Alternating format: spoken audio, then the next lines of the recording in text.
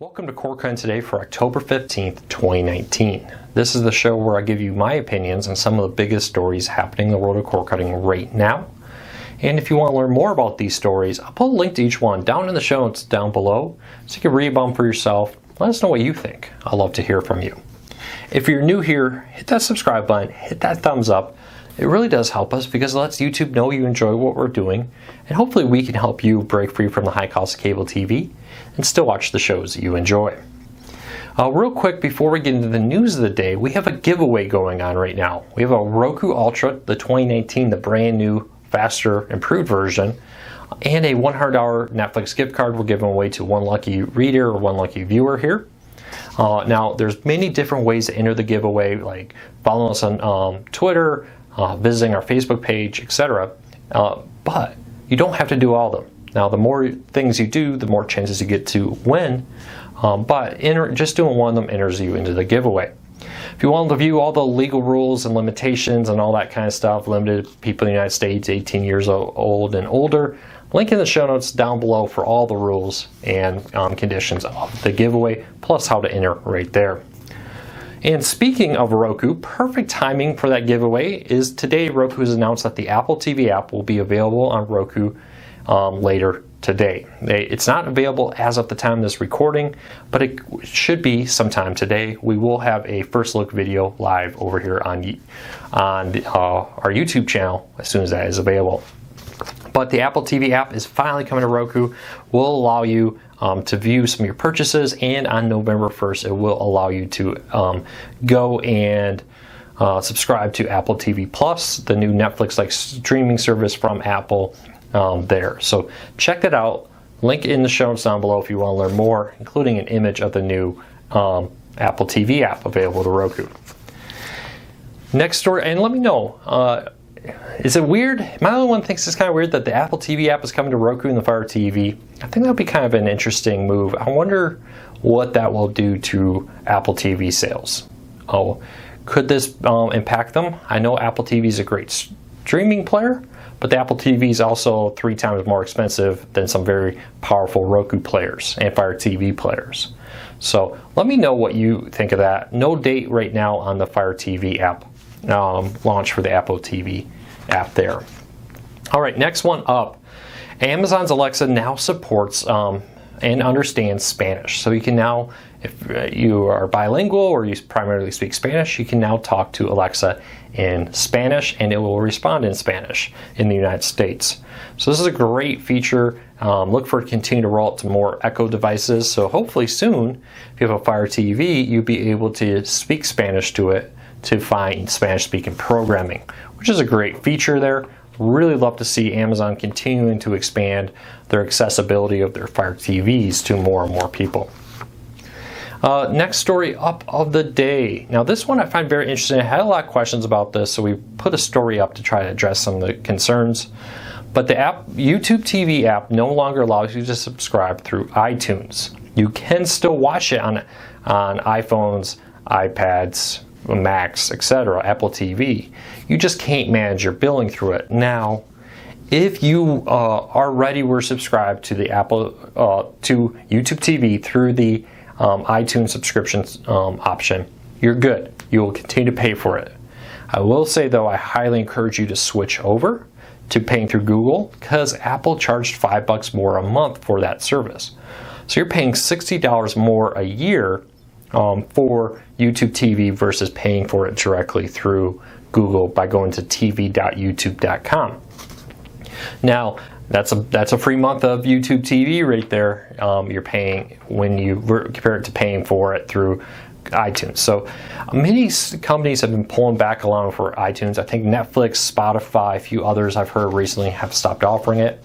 It's because Apple takes a big cut of that money from the subscription so that they can that's how Apple makes a lot of their money. They say, hey, if you do a subscription through iTunes or now all the other apps, so now that iTunes is being retired on Macs, that you will be able to, we'll get a cut of that. You'll be able to keep some of the money, but you'll be able to access our system. A growing amount of companies out there like Google's YouTube TV are saying, no, thank you.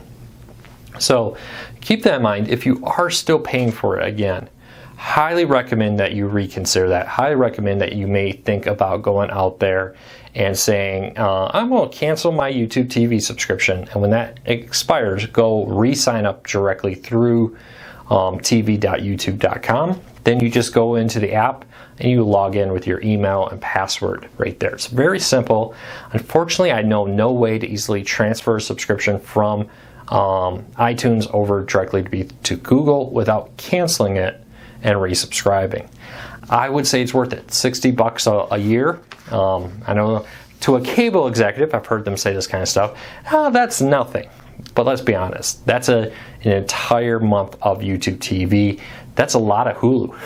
At $5.99, you can get a lot of Hulu for $60. So check that out. I hope that helps answer some of the questions about YouTube TV and the limitations there. But just to be clear, YouTube TV is still available on iPhones, iPads, and the Apple TV. You just can't pay through those apps anymore. All right, Hulu has announced that they are bringing 4K streaming to the Xbox One right now, and will soon be adding support for 4K to the Amazon Fire TV and LG Web OS. So great news there that Hulu is expanding their 4K lineup. It used to be, I believe, Apple TV and Chromecast Ultra had it. Hopefully Roku has it. Very strange that Roku does not right now. I think that's a big miss for Hulu. Roku TVs are wildly popular with their 4K version, so hopefully they do that. Now the catalog is small. Hulu says they're working to grow that, but right now it's a lot of Hulu originals like The Handmaid's Tale are now available in 4K. So there really is a lot of great content there. And the good news here is, unlike Netflix, Hulu is not charging extra for 4K. You can get 4K streaming included with your $5.99 limited commercial plan. That's a really great deal. That's and a great feature that helps Hulu stand out from a lot of competitors. Amazon does something similar. Of course, they're a little bit more money. And Netflix, you have to get a higher tier if you want 4K. So, really excited about that. Let me know, are you somebody who sees 4K? I always get this very big split within the community, we'll call it. Some people are like, hey, 4K, whatever. HD looks fine to me. Other people are like, man, I see that. I can't live without 4K, especially with 4K HDR. So I'll love to hear. I think it's like the audiophiles, I guess we'll call them. You know, some people can want that lossless audio, clean version. They hear the difference. They just love it. Other people are like, MP3 sounds fine. I'll be honest. I'm kind of one of the people that when I look at 4K, just regular 4K, if I didn't know that was not HD, I would just assumed it was HD. HDR, I can often tell the difference with HDR. But honestly, it's not dramatic. It's not like, man, I have to watch everything in 4K HDR. So I'd love to know if you're very similar to that. All right, next story up of the day. Tonight is the big Democratic debate. A little disclaimer here, we offer guides on how to watch both parties' events. Unfortunately, there's no Republican debates this year. So just keep that in mind. Not a political endorsement. We will be having guides like how to watch both presidential or political party conventions later this when those come up. Excuse me. So keep that in mind. But CNN will be streaming tonight's debates for free, as will Sling TV. So Sling TV will remove the paywall on CNN tonight before the debate and end at about midnight, so you can watch on the pre-show and post-show debate. CNN though will be just showing the actual debate streamed for free on their apps, on their website, along with the Washington Post, I believe it is. Unfortunately, it cut off right there. New York Times, not the Washington Post, I apologize. The New York Times apps will also have this stream for free, which is great. So on your Roku, Fire TV, Apple TV, get the CNN Go app, you'll be able to watch the debate for free. It wasn't very clear in the email we got. The pre-show and post-show would be included with that free stream if you wanted to watch all the talking heads out there. If you really want to watch the talking heads, get Sling TV. They will, for free, no email, no password, no nothing, have it on Roku and on the Fire TV and on Android devices, including Android TV. Sorry, Apple TV users, no support for that right now. Hopefully they add that in the future with that. But a great way to watch the debates right there. Link in the show notes down below. Of course, though, if you have like PlayStation View, Sling TV, YouTube TV, etc., paid, you'll be able to watch it on CNN as part of your normal package. All right, Nextgen ATSC 3.0 over-the-air TV is expanding its testing.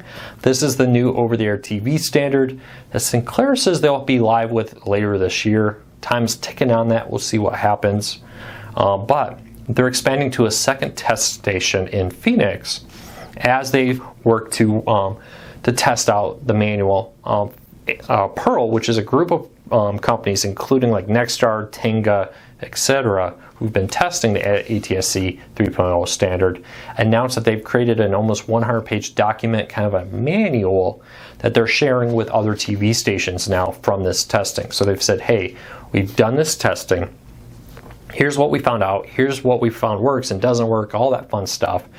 Now, here this is for free to all these TV stations around the country. Take this information and prepare to launch ATSC 3.0. Now, ATSC 3.0 is being rebranded to Nextgen TV. And why should you care about that? Well, there's a few key selling points for cord cutters. It offers 4K over-the-air TV. It offers better reception. So if you live in a fringe market or maybe in a slight dead spot, this new technology is supposed to help fill in those blank spots to help you get it, so you can get a signal where maybe you couldn't before. There's also things like interactive TV where you'd be watching a program and a little box will pop up if you're watching news. It'd be like, click here to learn more about that news, or click here to order the tickets for the commercial you're watching, and more things. One of the cool features that I kind of like is that this will, if your TV supports it as an opt-in, turn your TV into a weather radio. You will be able to, for instance, say, if there's a tornado coming, turn my TV on, play the alert, and play the information about the tornado on its way. And that can be very micro-focused with this new technology to be able to say, hey, people in this town should get that alert. And that happens because they broadcast it, kind of like your phone. It sends out to everybody. And then your TV, a little bit lame, a little oversimplified explanation here. Your TV would say, I'm in an area where that is supposed to be covered, so let me display the alert. Or, you know what, that's actually on the other side of the state. I don't have anything to do with that alert, so I don't need to display that alert. Which is a really cool feature to help people out, because I know I live in a house with a TV in the bedroom. I think that's becoming more and more popular. So I love the fact that that can now be a weather radio also, especially since where I live, even though we're in a fairly, mid-sized town, we'll call it, not a large city, definitely not a small town, that there's no weather radio where I live. The reception's too bad, it doesn't work. So love that, even though I'm just like 2 minutes from downtown of my town. So I love to have that feature there. And let me know, which ATSC 3.0 Nextgen TV features would you like? 4K, better coverage, maybe the weather radio. Let me know if there's anything you're excited about. And lastly, last story up of the day, Spectrum and Fios are reportedly the fastest internet service providers according to Netflix. Netflix has released their September numbers, and when looking at major ISPs, not just like, oh, there's an ISP here in a small town, but the major ones, Spectrum and Fios were tied for the fastest internet service provider out there. Now, we do have the top 10 breakdown with that. If you want to go look and say, hey, which ones are fastest, which is the fastest wireless, which is the fastest DSL, which is the fastest fiber, cable, etc. I'd love to hear from you. Now, this testing is based off of Netflix streaming, of people watching Netflix and the data and the speed pass-through and more through that. So let me know, which ISP do you think is the best? As far as performance, I know they're the evil empire, a lot of people call them, but with my wife's job moving us all over the country, that one of the internet service providers I was most pleased with when it came to performance was actually Comcast. I've had Comcast, I've had Spectrum, I've had CenturyLink, and many others. I was actually pretty impressed with Comcast. Now, customer service wasn't always great, but the internet performance, the speed of it, was actually pretty good. So I'd love to know what you think of that, what you think of the internet speed there. Leave me a comment, let me know your thoughts on it. Well, that's it for today. I hope you have a fantastic Tuesday. We will be covering the Google event, not really expecting a lot of news there. It is just about to kick off as I'm recording this. And it will probably have a new Nest Wi-Fi router, which we'll talk about. But we may get surprised. We may get some Android TV news. We may get some other features. Not holding my breath, but if we do, we'll have full coverage over at corecarsnews.com, and I'll talk about it here tomorrow. I hope you have a great day. I'll see you real soon. Take care, everybody.